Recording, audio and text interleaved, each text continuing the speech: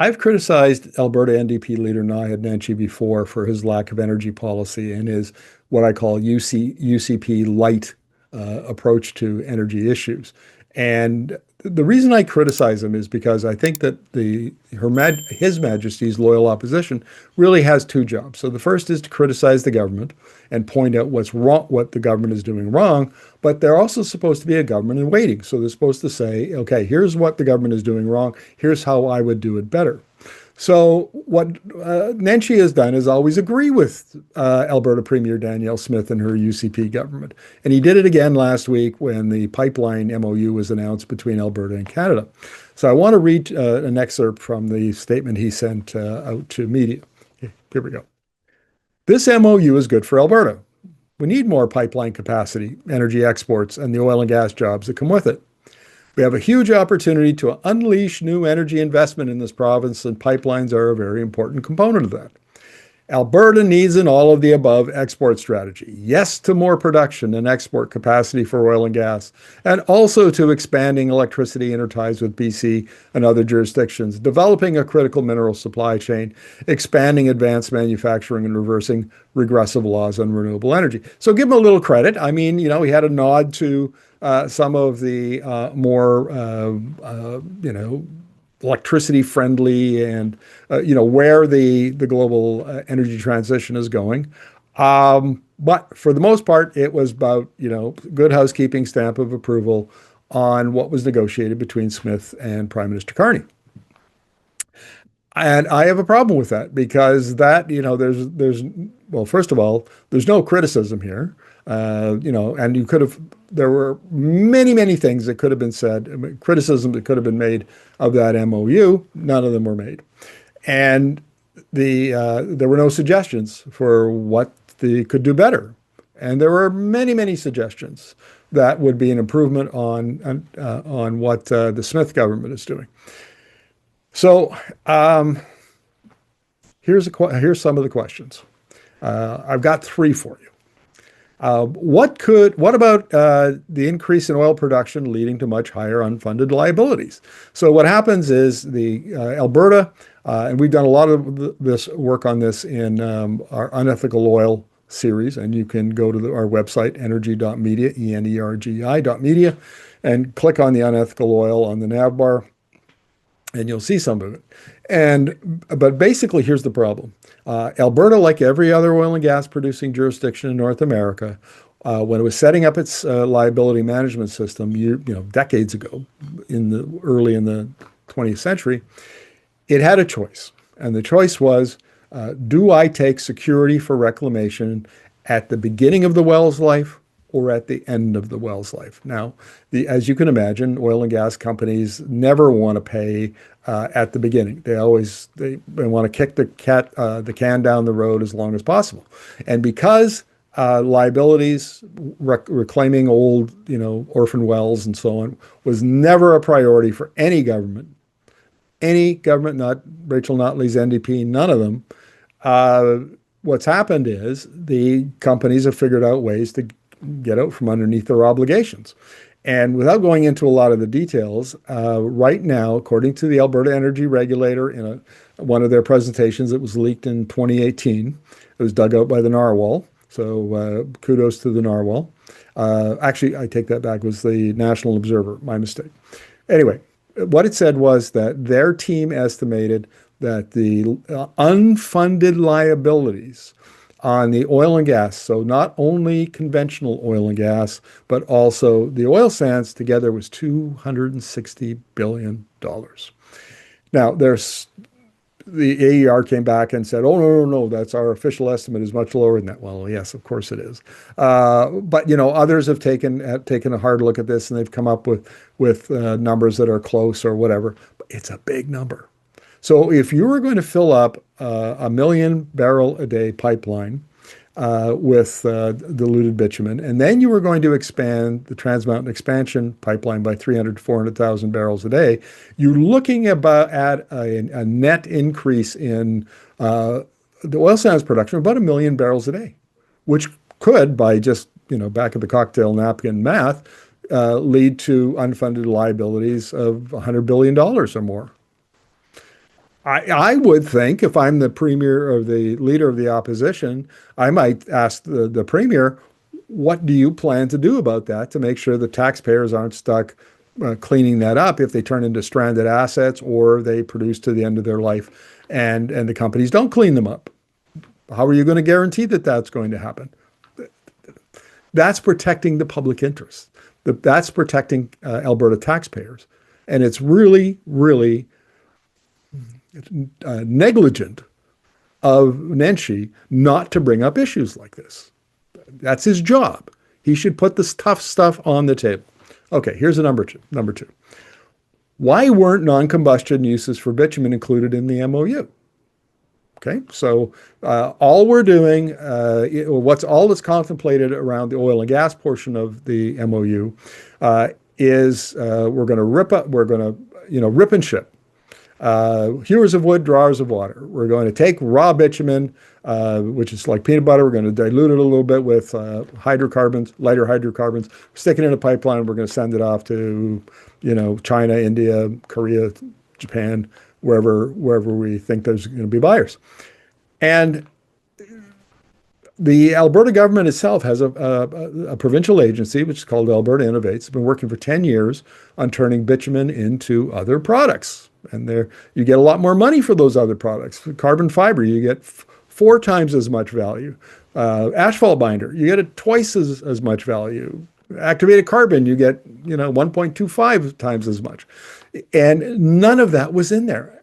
And this is an opportunity to set up an advanced materials manufacturing sector in Alberta where you create a domestic market for bitumen, so that if over time, as we think, oil demand is going to fall at the global level and prices are going to fall, you now have an alternative, a domestic market alternative that will support your industry, and it's not devastating to government revenues, and it's not devastating to your workforce. And you have a perfect opportunity here because to ask Ottawa to step up and help fund some of this stuff. Alberta Innovates itself said that to bring these products that I just mentioned to market would take only $300 million. I mean, that's a lot of money, but in the grand scheme of things, when we're talking about building $50 billion pipelines, it's really a drop in the bucket. And why would Nenshi not bring that up and say, why wasn't it included in the MOU? And why wasn't significant federal funding made available to it because of all the potential? Okay, so that's number 2. Number 3, geothermal. There was a lot in the MOU about power grid interties between BC and Alberta and Saskatchewan, and creating basically a Western Canadian electricity market.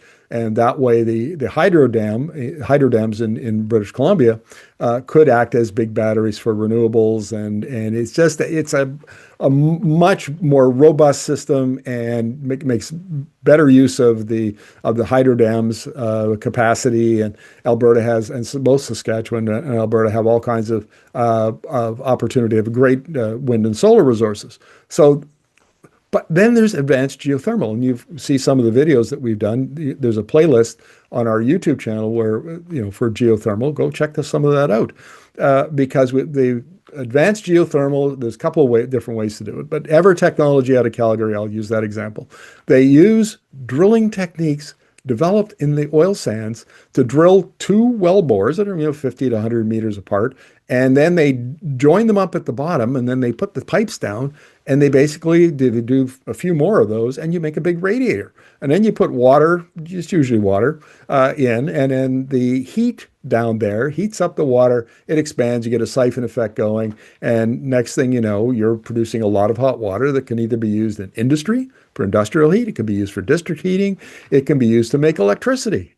And this is like homegrown technology. It's an amazing competitive advantage, and it didn't make it into the MOU. If you're going to have electricity, like power grids, and there was talk about nuclear, and there was talk about if you're going to do all of that, why in the world wouldn't you put advanced geothermal into that MOU? And again, get a commitment from Prime Minister Mark Carney that there will be considerable federal funds to scale up that industry because this has global potential. I mean, Ever Technologies developed its technology in Alberta, did its first pilot in Rocky Mountain House, and then went to Germany to do its first commercial project and got 90 million euros from the EU Green Fund, and Germany gave it $251 a megawatt hour, euros a megawatt hour, to subsidize it because they see so much potential and they want to support a Canadian company in scaling up. And we don't do it. This is insane. That we should be pouring money into companies like Ever Technology, and because they have links back to an industry, drilling and drilling manufacturing in Alberta, that is going to, decline in the not too distant future. And here you've got an alternative, and you don't. That's a perfect question that Nenshi could have asked. So, higher unfunded liabilities. Why weren't non-combustion uses, the bitumen beyond combustion, included in the MOU? And why no geothermal? Why did Nenshi not mention any of that? Why just be a cheering squad for the Premier Danielle Smith and not doing? I followed the NDP energy policy ever since Rachel Notley got elected in May of 2015. And here's something I can tell you after 10 years on this beat.